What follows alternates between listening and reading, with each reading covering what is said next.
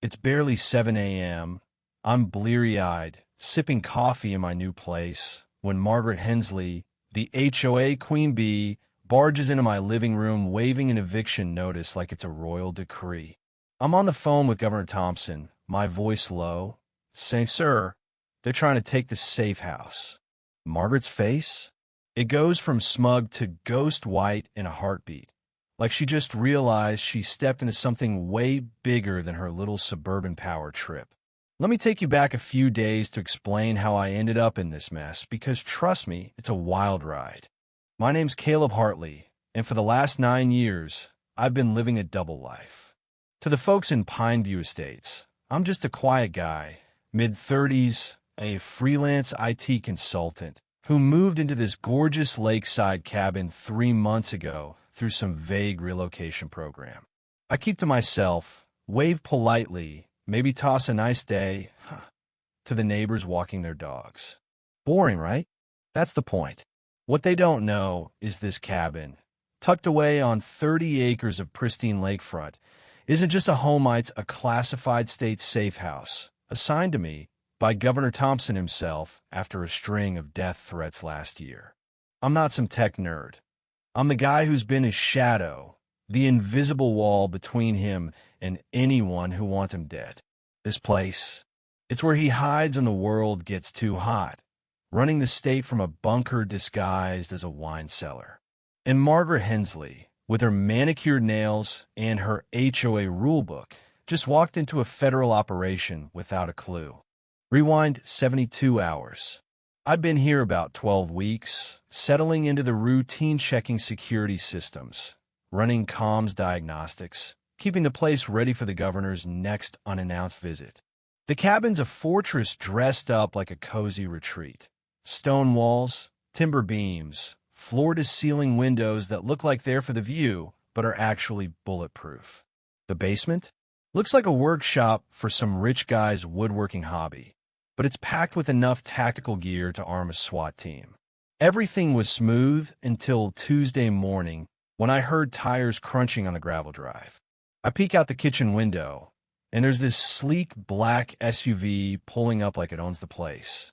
Out steps Margaret, mid-50s, with a platinum pixie cut that probably cost more than my monthly groceries, dressed in a blazer that screams, "I'm in charge." Behind her, 2 women, Claire Dutton and Evelyn Morse, clutching a leather binder and a tablet, already eyeballing my property like they're casing it for a heist. I watch them on the security feed, my training kicking in. Margaret's got this strut like she's used to people bowing down. Claire's snapping photos of the cabin's exterior, and Evelyn's scribbling notes like she's auditing my life. This isn't a neighborly welcome, it's a power move. When the doorbell chimes, I tuck my service weapon into its holster, mute my secure phone, and open the door with my best confused homeowner face. "Morning, can I help you?" I say, all polite and clueless. Margaret flashes a smile that's all teeth, no warmth. "Mr. Hartley, I'm Margaret Hensley, president of the Pineview Estates HOA. This is Claire and Evelyn from our compliance committee. We need to discuss your property status." "Compliance committee?" I raise an eyebrow, keeping it neutral. Didn't know there was an issue with my place. She waves a hand, dismissive. "Oh, I'm sure we can sort it out. Mind if we come in?" Every instinct screams trouble, but shutting the door would blow my cover faster than you can say federal offense. So I let them in, tracking their every move. Margaret's heels click on the hardwood as she scans the place like she's pricing it for auction. Claire's taking pictures of the windows bulletproof, windows, and Evelyn's jotting down notes about the security panel by the door. "Nice place," Margaret says, her voice dripping with fake admiration. A bit utilitarian for Pineview, don't you think? That word, utilitarian, hits me like a jab. How does she know anything about this place? My cover's airtight fake ID, backstopped records, the works. Unless someone's leaking classified info, there's no way she should be sniffing around like this. "I'm not following," I say, playing dumb. "It's just a house. The last owner liked his privacy." Margaret turns, and for a split second, her smile slips into something colder, sharper. Caleb, let's not play games. We know this property's special. We're here to discuss a mutually beneficial arrangement. The threat's clear, wrapped in that sugary tone. Claire hands me a thick document, all official-looking with seals and signatures. It's an emergency community ordinance, passed last week, demanding my cabin be available for high-value community events with 72 hours notice. It's tailored to this place's lakefront, private dock, enhanced security. They're not subtle. This seems like a big ask for private property, I say, scanning the pages. Margaret's smile tightens. Pineview isn't just any community, Caleb. We host influential people, senators, CEOs, folks who value discretion. Your cabin's perfect for their gatherings. Gatherings?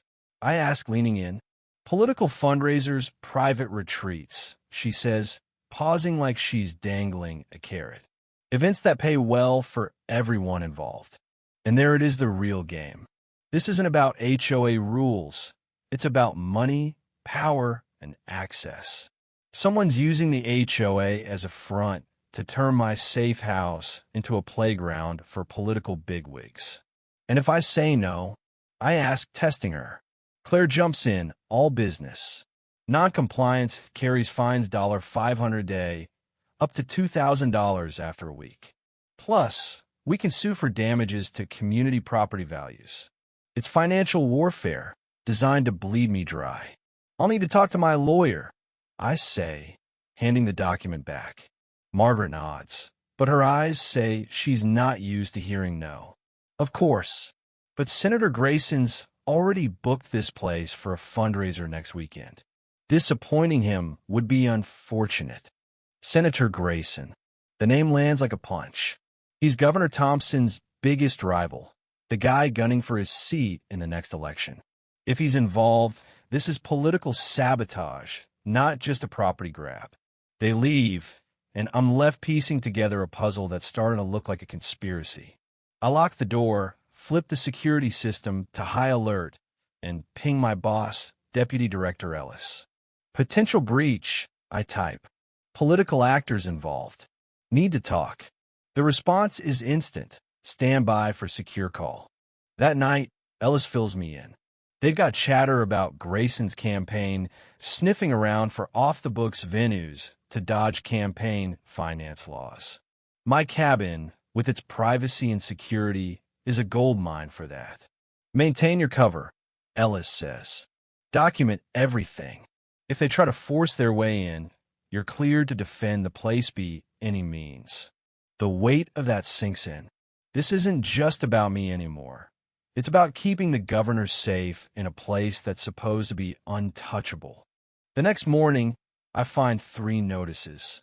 System, notices taped to my door. One's from the HOA, whining about my unauthorized security lights bar of the cabin's defense system. Another's from the county, demanding an inspection for code violations. The third's a restraining order, claiming I'm breaching HOA covenants by refusing their ordinance. It's a legal blitz, each move designed to corner me. Then my secure phone buzzes, package delivery. Priority Alpha. The governor's coming tonight. Perfect timing, right?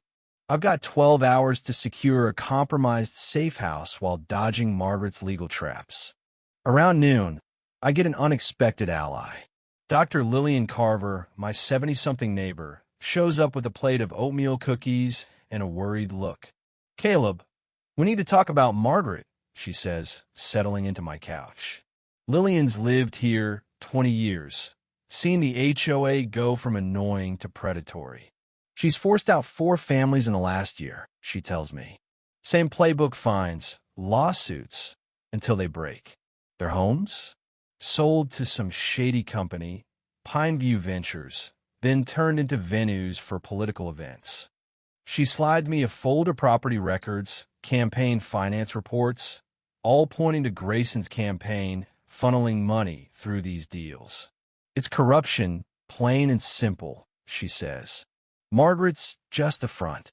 Grayson's the puppet master. My head's spinning.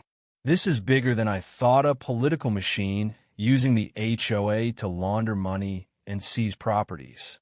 I'm about to thank Lillian when my phone rings. It's Agent Sarah Collins, FBI. Caleb, we're investigating Grayson's campaign for federal violations. Your situation's part of it.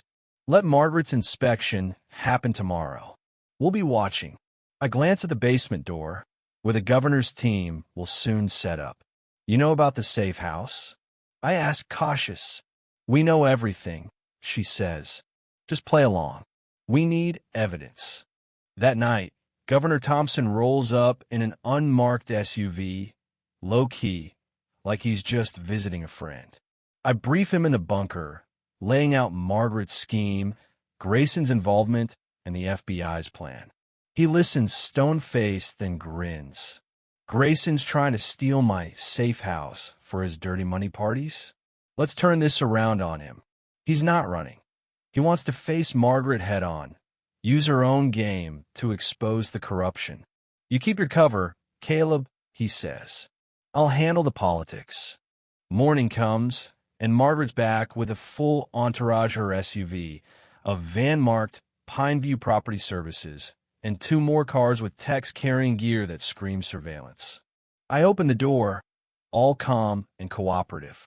Ready for your inspection, Mrs. Hensley? Her smile's triumphant. Good to see you're reasonable, Caleb. This is Roger Vance, our attorney, plus Claire, Evelyn, and our tech team. Roger, a slick lawyer type, lays it on thick. This ordinance gives us full access. Any resistance is a crime. I nod, letting them think they've won, while the governor's downstairs, listening through hidden mics. They swarm the cabin, scanning for electronics, photographing everything. When they hit the basement, their eyes light up at the workshop.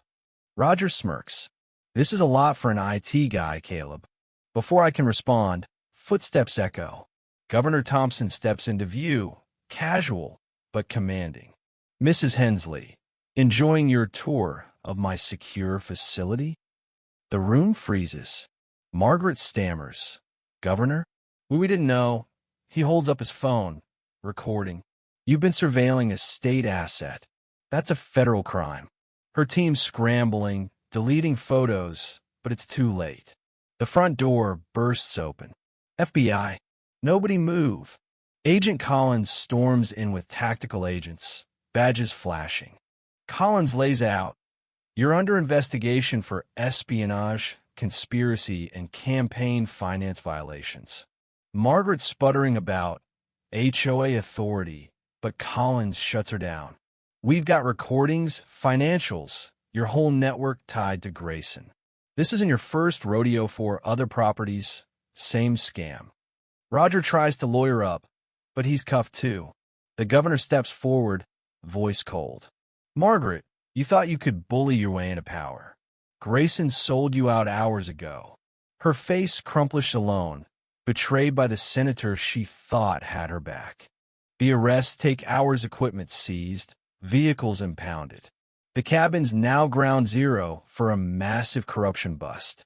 Later, Collins briefs us. Grayson's operation spanned 3 states, using HOAs to grab properties for illegal fundraisers. He's done 18 charges, 8 years in prison. Margaret gets 4 years and a $2 million fine. Roger loses his license and gets 3 years. The families who lost their homes? They're getting restitution, full market value, from Grayson's seized assets. 6 months later, I'm watching the lake from my deck, news playing in the background. Pineview's HOA got a total overhaul new board. Full transparency, no more property grabs. The cabin's still a safe house, but now it hosts community events, kids learning about the lake, families talking real governance. Property values are up 40%, and the place feels alive, not like Margaret's fiefdom. Lillian's niece, Emma, moved here to run environmental projects, and we've been working together, turns out. Saving a community can spark something personal, too. Last week, she moved in, and Lillian's calling it Margaret's accidental matchmaking. Governor Thompson's stronger than ever. His re-election announcement right here at the cabin, with kids playing on the beach Margaret once wanted for her elite parties. Standing there, watching Emma teach a group about conservation, I realized the real win wasn't just stopping Margaret, it was building something better, a place where people feel safe, heard, valued. So, what would you do if someone tried to bully you out of your home? Blow your cover or play it cool? Drop your thoughts below. And if you've got your own HOA horror story, share it too. We might feature it in our next video. Hit that like button, subscribe, and ring the bell, because next week, we're diving into what happens when a Karen picks a fight with a federal judge. Trust me, you won't want to miss it.